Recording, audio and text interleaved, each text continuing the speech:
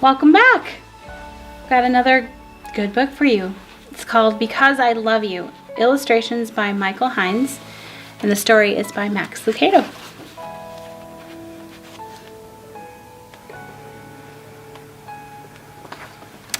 Long ago, in a land far away and unlike any you had ever seen, there lived a wise man named Shaddai.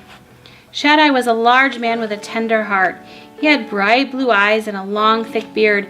When he laughed, which is something he did often, his cheeks would lift until his eyes became half moons of joy. When he sang, which is something else he did often, everyone and everything stopped to listen. Tall aspens would bend, squirrels and butterflies and trees would pause. Even the children would turn when they heard his voice, and well, they should. It was for them he sang. And for the children, Shaddai had built a wonderful village. It was more than any child could dream. The children plunged into the sky blue pond. They squealed as they soared high on the swings hung from the apple tree branches. They scampered through the meadows and giggled in the orchards. The sun never seemed to set too early, and the cool night sky always brought a quiet peace. Most of all, Shaddai was always near. When Shaddai wasn't in the meadow with the children or in the orchard with the children, he was in his workshop with the children. They loved to be with him while he worked. They loved to smell the sawdust and hear him sing, and watch him carve a chair out of a log or make a table out of a tree. They would gather around him and take turns, pressing their tiny hands flat against his great big ones. Every night he would gather the children on the grassy meadow and tell them stories.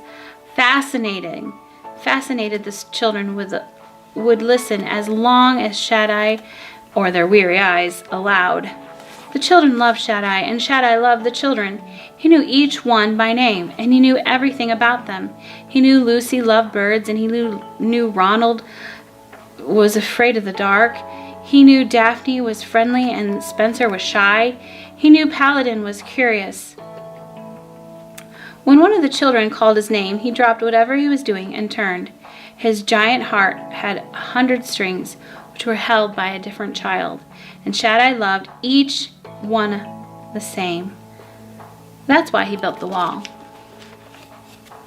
The wall was a high stone fence surrounding the village. Shaddai had built it, rock upon rock. The wall was so tall it stood high above Shaddai. Even if he stretched his arms as high as he could, he still couldn't touch the top of the wall. He spent days building it, and as he built it, he did not sing. The deadly forest stood outside the village, and as Shaddai built the fence, he would often pause and look into the shadows beyond. Cruel thorns and savage beasts and hidden pits filled the dark forest. It was no place for the children Shaddai loved. Beyond the wall is danger, he would tell the children in solemn tones. You were made for my village, not for the terrible land beyond. Stay with me, it is safe here. But in his heart he knew it was only a matter of time. The day he placed the final stone on the wall, he returned to his shop and took a long aspen branch, sat down on the bench, and carved a staff. Shaddai stood the staff in the corner. I'll be ready, he told himself. Sometime later, a boy ran into Shaddai's workshop. The sandy-haired child with searching eyes and restless energy brought the maker both joy and concern. Shaddai! In one motion, the maker dropped his hammer and turned. What is it, Paladin? The boy broke into spurts as he gasped for air. The wall. I found a hole. It's a big opening, sir. The boy's hands stretched to show the size. Someone could crawl through it. Shaddai pulled over a stool and sat down. I knew it would be you, Paladin, my child. Tell me, how did you find it? I was walking along searching for holes. Paladin paused, surprised that Shaddai knew. Yes, I was looking for holes, so you could see out into the forest. I was curious, Shaddai. I wanted to know why you wouldn't let us go out there. Why is it so bad? Shaddai motioned for the boy to come to him. When Paladin came near, the Maker cupped the small face of his hands in his hands and lifted it so that the boy could look directly into his eyes. The urgency of the look caused Paladin's stomach to feel empty. Paladin, listen to me. The land out there are not for you. They're not for me.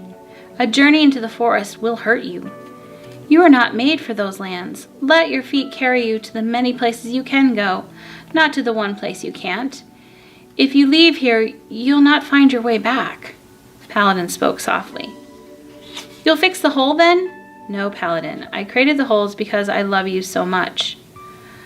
But you just said you don't want us to leave. I don't want you to leave. I want you to stay with me. But I did make the opening when I built the wall. But if you don't fix it, said Paladin, the children might leave. I know, Paladin, but I want the children to stay because they want to stay, not because they have to. Paladin didn't understand. Uncomfortable, he turned to leave. He needed to think about what Shaddai had said, and as he entered the sunlight, he looked back into the shop. There sat Shaddai, leaning backwards, still watching him. Paladin was confused. Part of him wanted to stay in the safety of Shaddai's shop, while another part of him drew him toward the fence. He looked again into the shop. Shaddai was standing now, not moving, but standing. His large hand stretched out to the boy. Paladin turned quickly away as if he hadn't seen. He walked as fast as he could, aimlessly at first, then purposely towards the fence. I won't get too near, he said to himself. I'll just peek out. Questions came as quickly as his steps. Why do I want to do what Shaddai doesn't want me to do? Why am I so curious? Is it so wrong to want to see what's beyond the fence? By now, Paladin was at the hole. Without stopping to think, he lay on his stomach and squirmed through just far enough to stick his head out the other side. I'll just take a quick look, he told himself. What could be wrong with that? Shaddai said he made the hole because he loved us. I wonder what he's keeping from me. As if his knees were moving on their own, Paladin crawled further. Soon, he was through the hole and on the outside of the wall. He rose slowly to his feet. For several moments, he didn't move. He wondered if something would come out of the trees to hurt him. Nothing did. He relaxed his shoulders and sighed. It's not so bad, he said. Out loud, it's nice out here. What was Shaddai worried about? Paladin began walking in the forest. Twigs snapped beneath his bare feet. Sweet flowers scented the air. I don't see any scary creatures, he thought. The trees are so thick he could barely see the sky. Just a few steps into the woods, he said out loud, to see what it is like. After a dozen more steps, he stopped. He liked the wilderness. Nothing to fear here. For the first time in his young life, he believed that Shaddai was wrong. Just wait until I tell the others. He turned to go back through the hole, but the hole was gone.